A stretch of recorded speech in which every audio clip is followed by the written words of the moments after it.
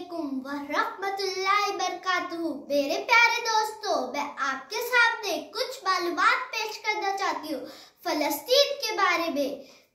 मेरे प्यारे दोस्तों, मस्जिद अक्सा फलस्तीन में है। फलस्तीन एक मुक़द्दस शहर है। फलस्तीन में कई मौजज़ात हुए। मस्जिद अक्सा का जिक्र कुरान में भी है।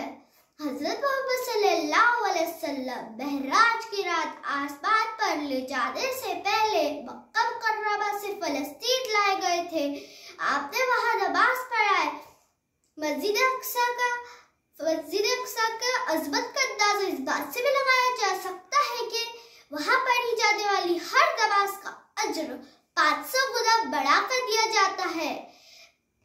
500 गुना बढ़ा कर दिया जाता है। हजरत इब्राहिम अलैहिस्सलाम की जाए हिजरत यही है। हजरत ज़िक्रिया अलैहिस्सलाम की इबादत गाह